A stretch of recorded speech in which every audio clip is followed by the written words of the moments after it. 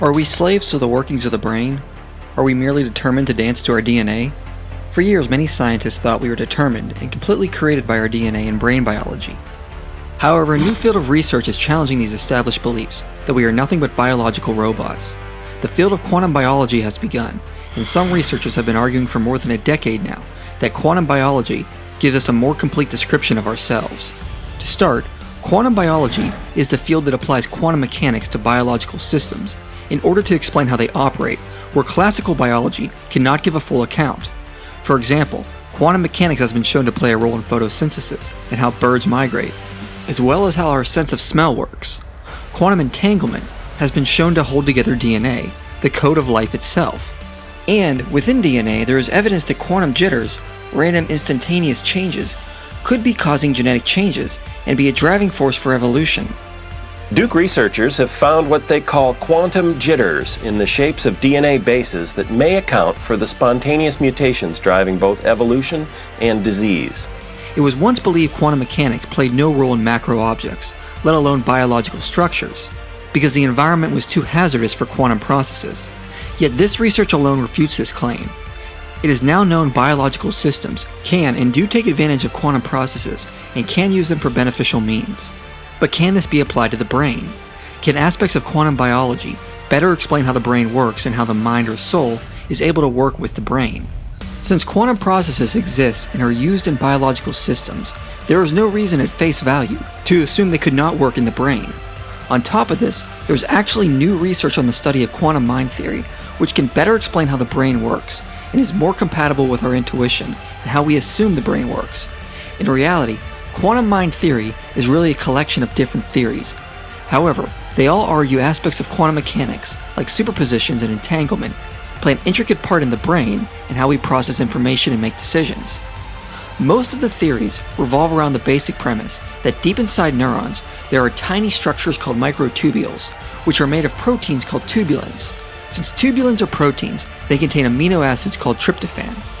On a molecular level, tryptophan at its end is made up of 6 carbons bound together in a form of a ring. This ring consists of electrons that oscillate from side to side of the ring. Because of the uncertainty principle of quantum mechanics, the actual location of these electrons is more properly described by a wave function, or in other words, as a cloud of possible locations. Because these tryptophan molecules are close to each other, one tryptophan ring can share an electron cloud with another tryptophan ring, and so on and so on. Sharing of the electron clouds causes the displacement of the tryptophan into a superposition of 2 states. So due to the molecular makeup of tubulins, they can exist in a superposition of 2 states at the same time, which we'll represent as a 1 and a 0. Now, being in a superposition, it would exist as both the state of a 1 and a 0, which would be known as a qubit, until it collapses to one state or the other.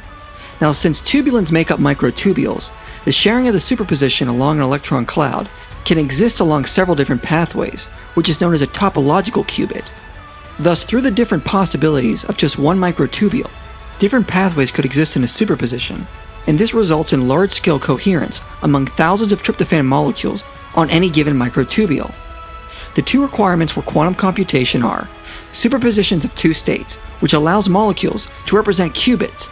We have seen how this could occur in just one tryptophan molecule, which when displaced exists as a superposition of a 1 and a 0 state. The second requirement is large-scale coherence. Again, we have seen how this occurs among thousands of tryptophan molecules at the same time. And because microtubules are so close to each other in the human brain, large-scale quantum coherence could be shared between thousands of microtubules. Thus, microtubules inside neurons fulfill the 2 requirements necessary for quantum computation.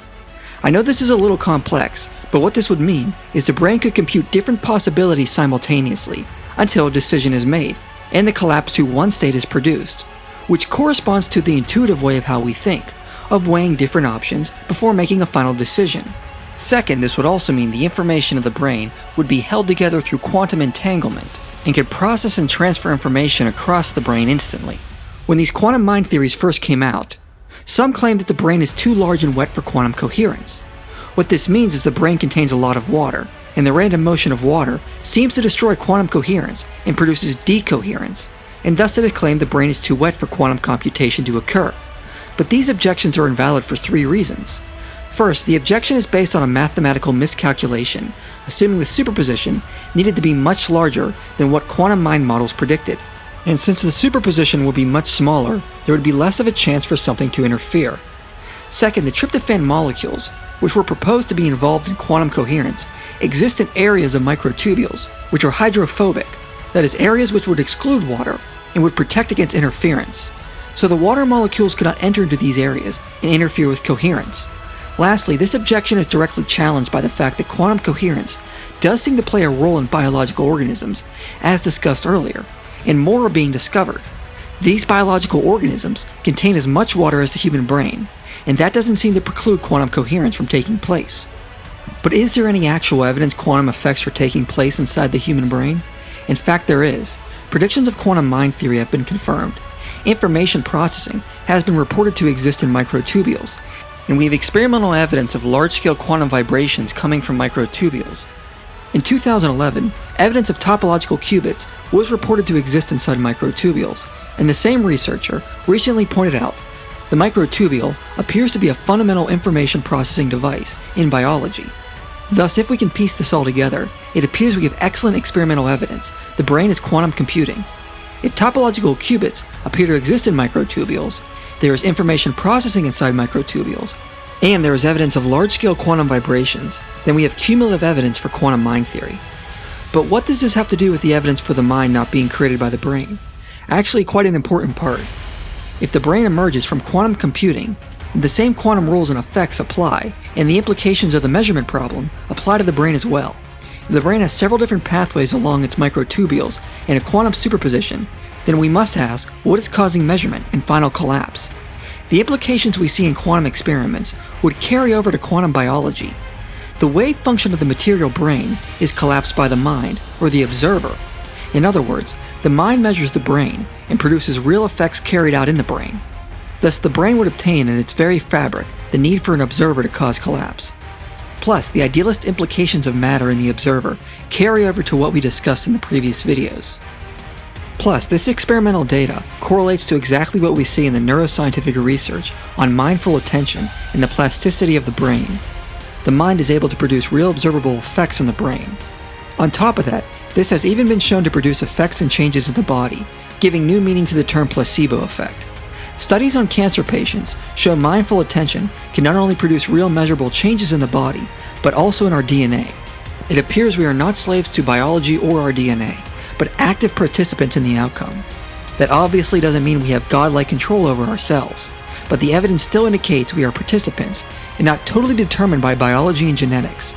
The old notion we simply dance to our DNA has been experimentally challenged and found to be lacking.